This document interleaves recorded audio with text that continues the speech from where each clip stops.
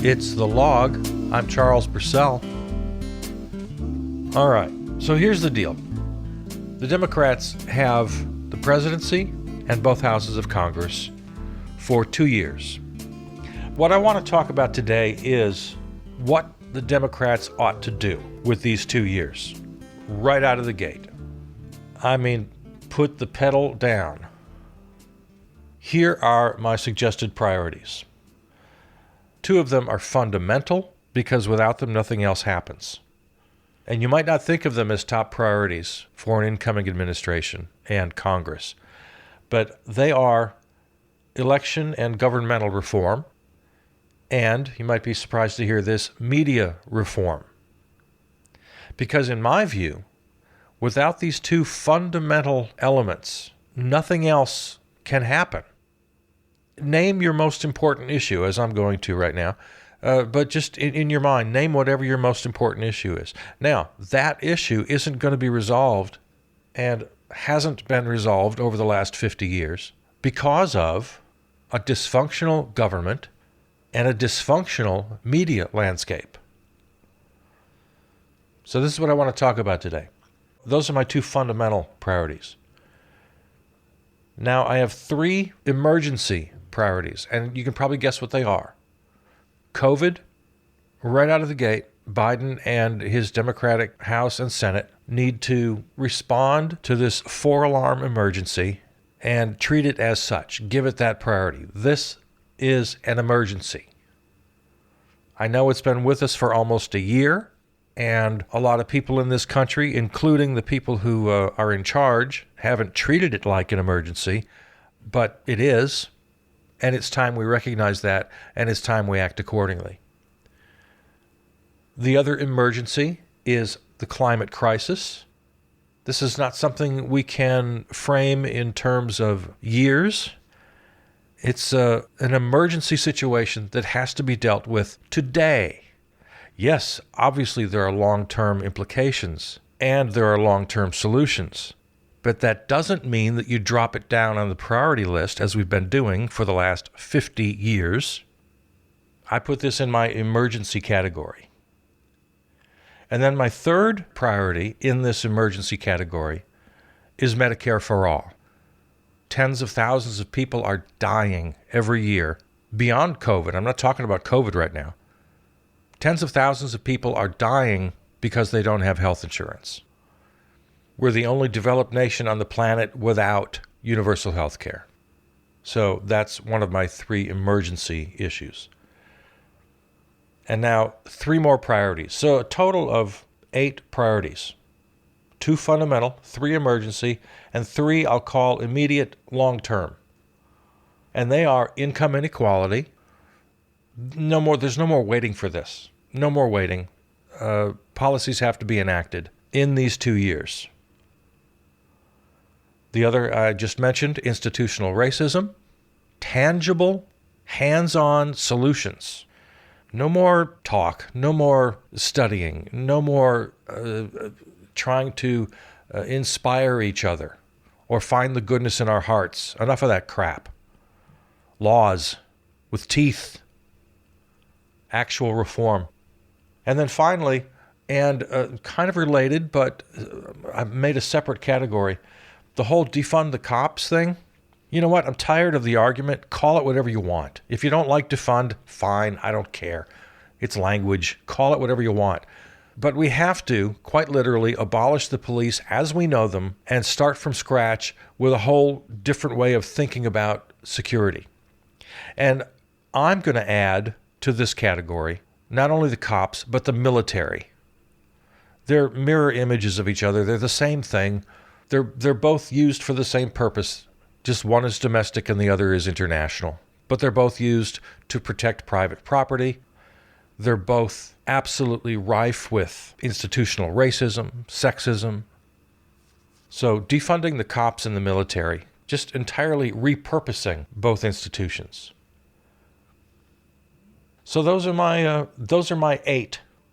election and governmental reform and media reform as the two fundamental issues that without them, without serious improvement in both of these areas, name your issue. Nothing else can be solved without those cornerstones reinforced. Then my emergency issues, COVID, climate crisis, and healthcare, and immediate long-term income inequality, institutional racism, and defunding cops and military. All right, let's talk about the fundamental.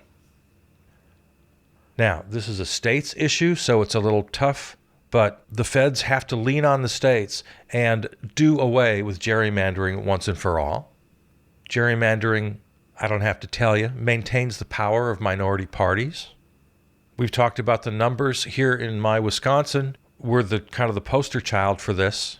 When Democrats receive a majority of the votes every single damn election cycle, and yet the Republicans hold a majority, I mean a significant, sizable majority in the state legislature, every time, every damn year, because of gerrymandering, and of course the racial components of gerrymandering. So again, I know it's the state's issue, but Joe and Nancy and Chuck need to get on this and find a way for the feds to do something about gerrymandering. Money in politics, one of the oldest problems. Now, in our recent history, Citizens United has been the main culprit. It's been deemed unconstitutional by the Supreme Court. Okay, so what do? You go back to the legislature, you write a law that will pass constitutional muster, and you pass the damn bill. Again, these are priorities for the next 2 years, where one party controls the White House, the House of Representatives, and the U.S. Senate. Right now we're talking about election and governmental reform. Much was made about the issue of court reform during the election, or prior to the election. For a while there, it was everybody's top story. Oh, packing the court. That lasted for a few news cycles, and then people tended to forget about it. But the Republicans made it one of their biggest scary talking points. Oh, Joe's going to pack the courts. A handful of liberals/progressives were suggesting that, yes, he ought to pack the court. Increase from 9 to 12 to 15 to, I saw suggestions all the way up to 29 members of the Supreme Court. And just pack it full of liberals and progressives and Democrats. And all right, so again, this was a story that came and went. Doesn't seem to be on anybody's radar right now. But in that kind of frenzied conversation we had for a few days, I think it became clear to everybody that court reform of some kind is necessary. There's too much politics in the judiciary. There's a backlog of cases. Just like every other aspect of this country, money has too much say in justice. And we're talking about the entire judiciary here. We're talking about appeals courts and the federal judiciary, and of course the Supreme Court, which has become just entirely politicized. The confirmation process of the Senate has become a joke. We have Mitch McConnell to thank for much of this, and ding dong, the witch is dead. Let's take advantage of this. We've got to treat all of these priorities here as top emergency priorities. We need to get on them today. None of us like the Electoral College. None of us like the way the Senate is completely unbalanced when Wyoming has 2 senators and California has 2 senators. And I forget what the math is, but if you're a citizen of California, you have like 1.5% of the political clout in the Senate as a citizen of Wyoming. It's the Senate makeup, it has its defenders, but there's no getting around how skewed the power balance is, where small rural states can control things. Something has to be done about the party duopoly. Republicans and Democrats have complete control. They got a lock on power. We have to make it easier for third parties. We have to make it easier for independents. All these party rules and policies and, the party structure of Congress itself, none of it's in the Constitution. Find it for me in the Constitution. I challenge you to go to the Constitution, do a word search, and find me anywhere where it talks about Republicans and Democrats and the way they share power. None of it's in the Constitution. None of it. It's all on the table. And then finally, in the realm of election and governmental reform, statehood for D.C., statehood for Puerto Rico, statehood for who else? Samoa, U.S. Virgin Islands, I don't know. This could help balance out the Senate. We might get a little bit closer to democracy, which is this is all about. All right, second area of fundamental reform. Remember, we have 2 fundamental issues, 3 emergency, and 3 immediate/long-term. All right, second fundamental, and that's media reform. Again, I don't care what your top issue is. Everybody has their own priorities. But whatever your top issue is, whether it's the climate crisis or COVID or Medicare for all or racial disparities or income inequality, whatever your top issue is, make it number 2. Because media reform has to be on top, and governmental, like we just talked about. Because without a working media and without a working government, no other issue will be solved. So media reform, it's pretty basic. We got to get the money out. Money is destroying media. So until we can abolish money, which is my only laser-focused long-term goal, that's when I keep my eyes on the prize, that's what it is. I'm realistic enough to know that we're not going to abolish money tomorrow. If I could, I would. So until we do that, we have to increase funding for PBS, for NPR, so they can each have a 24-hour news service. I talk about this a lot. NPR News, PBS NewsHour, Frontline documentaries, as flawed as they are, nobody's perfect. They're still sometimes a little middle of the road. But strictly on a comparison basis, there's absolutely no comparison. They are head and shoulders, miles above their commercial competitors. CNN, MSNBC, Fox, whoever you want to name. Nobody touches them. It's not even close. It's not even a fair fight. The quality of news, the basic fairness and balance, the topics they cover, the range, it's not even close. So just open up the checkbook, give PBS and NPR everything they need. Each of them, both of them, should have 24-hour news services that we can go to. We have to defend press freedom. We have to make sure they're protected by law, protection for whistleblowers, confidential sources, protection for reporters themselves, who are now, in the last few years, in an ever more dangerous profession. Another area where I'm not going to pretend to know the answers, but I'm going to, again, go back to my smart people, get them in the room, draft legislation right now regarding internet freedom, whatever regulations have to go on to big tech and social media companies. I don't know. Don't come to me for those answers. This is a big, complicated issue.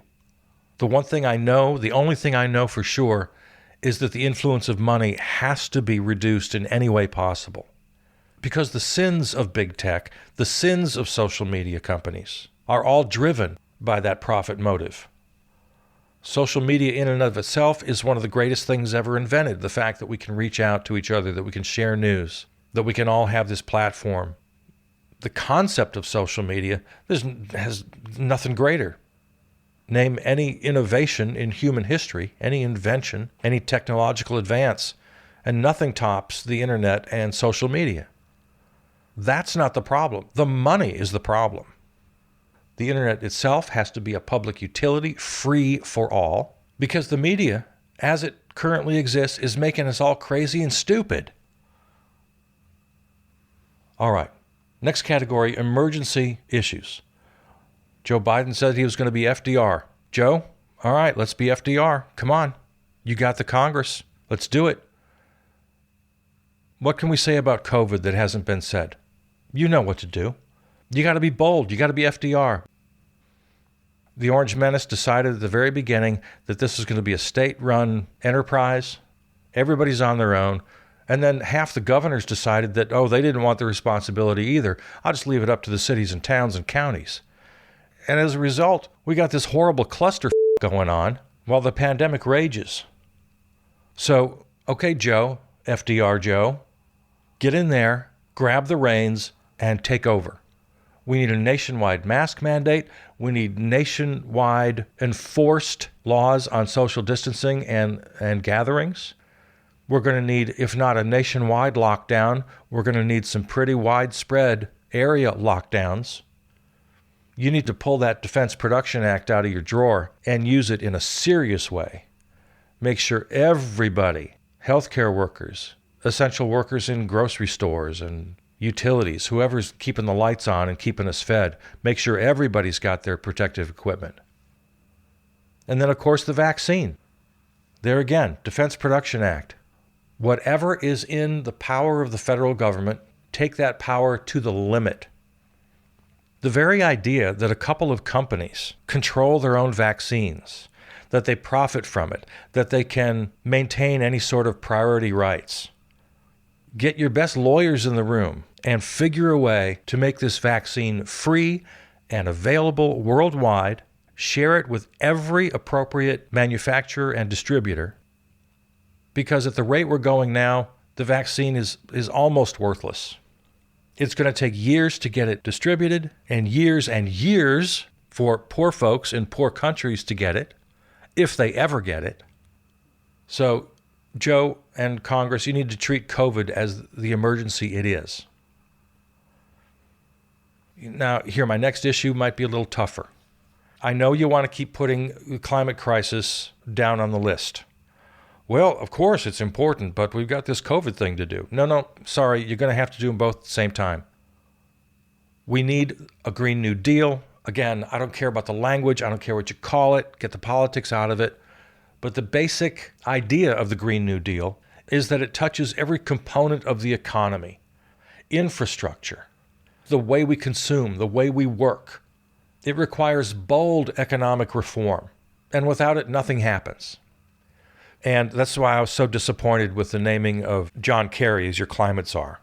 We don't need middle-of-the-road, corporate-friendly solutions. No. We need bold FDR, public works solutions. And even though the crisis appears to many to be down the road a year or 2 or 10 or 20 or 50, it's not. It's with us right now. It's with us today. The climate crisis is impacting our lives as we speak. In addition to the life-threatening, planet-threatening catastrophes that await us 10, 20, 50 years down the road. All of them equally require immediate action today. Immediate, bold, FDR kind of policies. My third emergency priority, Medicare for all. Nothing needs to be said. It's as simple as it could be. Universal health care for every single person in this country. Citizens, non-citizens, visitors, tourists, I don't care. If you're a human and you have a body and you're in this country and you need health care, you get it, period, full stop. All right, today we are going through the list of priorities that Joe FDR Biden and his both houses of Congress need to prioritize in their first 2 years. I've already talked about the two fundamental issues, election and governmental reform and media reform. They create the foundation for everything else that can come. Our three emergency situations are COVID, climate crisis, and healthcare. And now I have 3 more priorities. I label them immediate/long-term.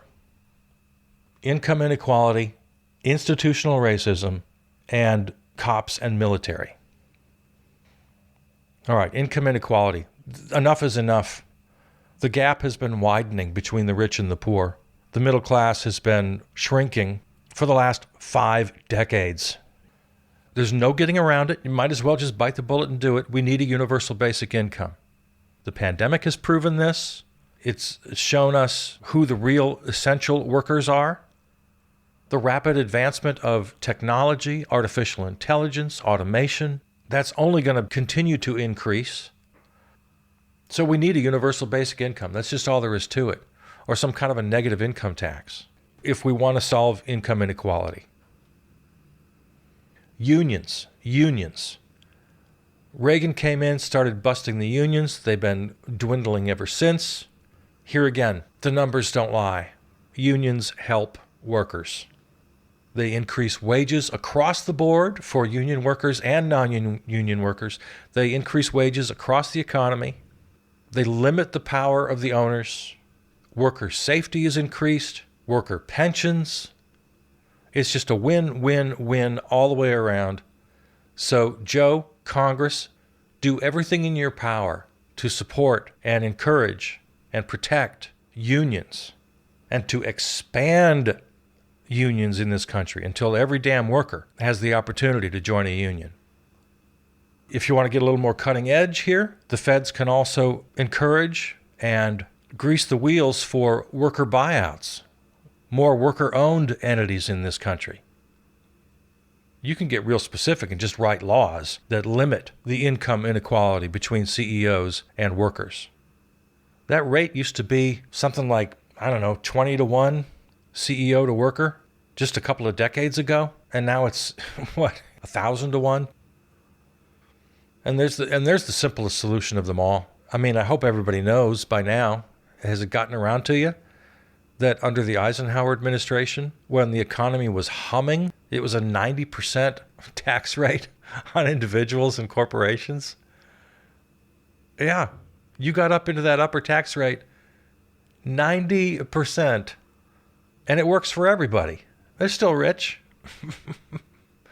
No billionaire, no millionaire wound up homeless in the gutter because of their 90% tax. No, they were still rich.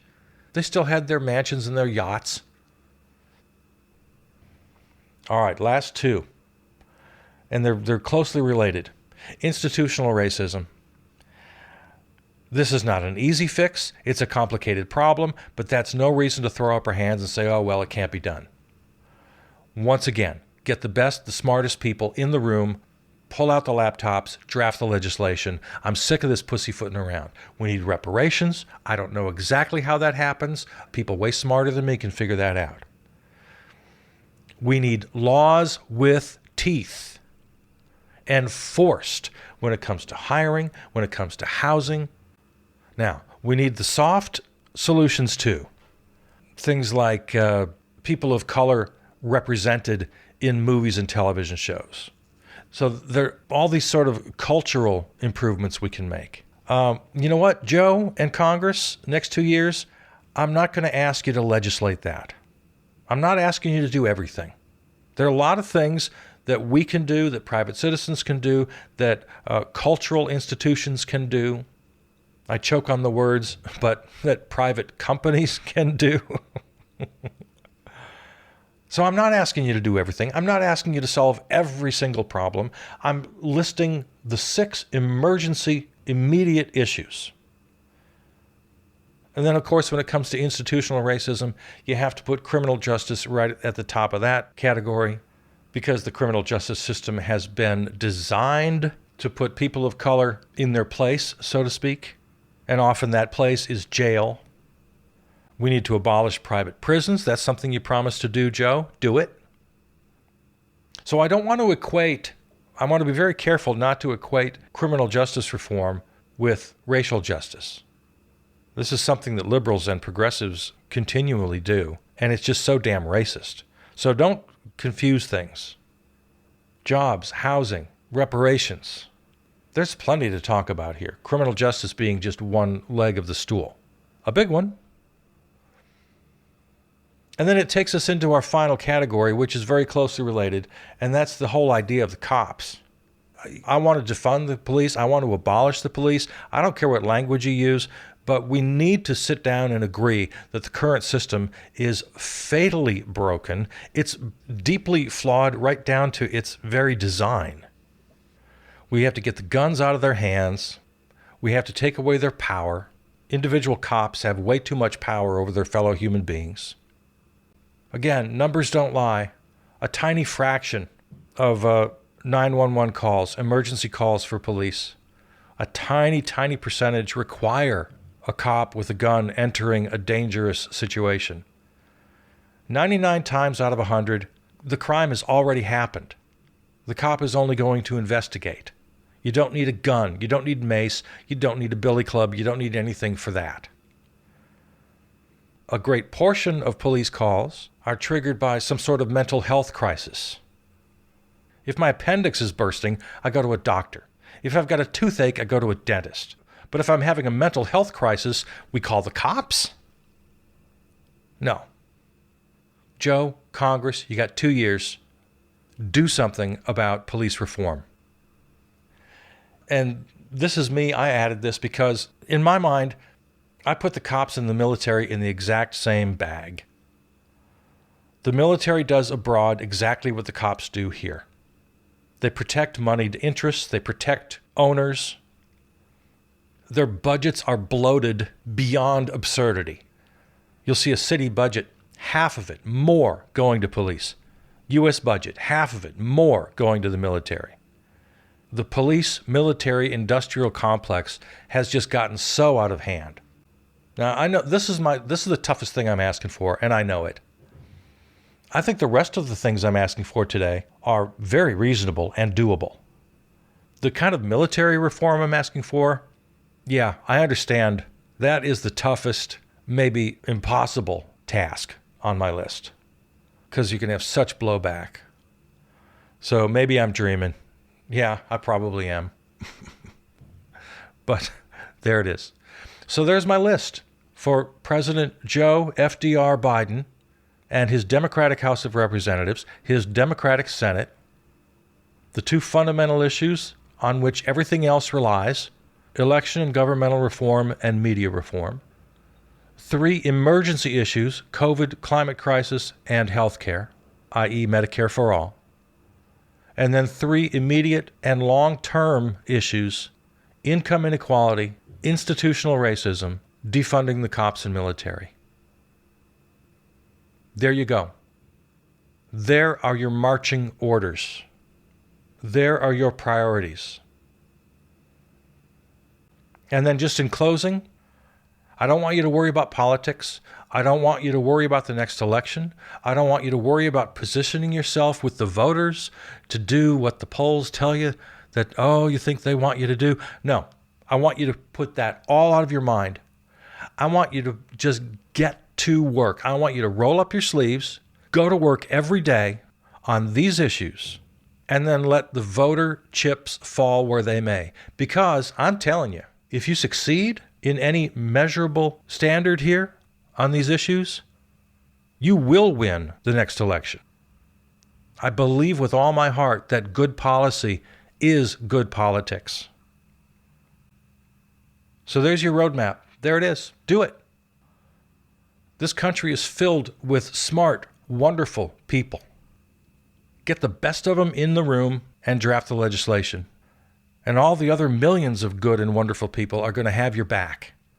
And this nightmare of Republicans and conservatives and deplorables and insurrectionists, just dazzle them with your competence, with your vision, with your success. The good people of Georgia gave you the margin of victory in the Senate. You better damn use it. That's the log for today. I love you. I'm Charles Purcell.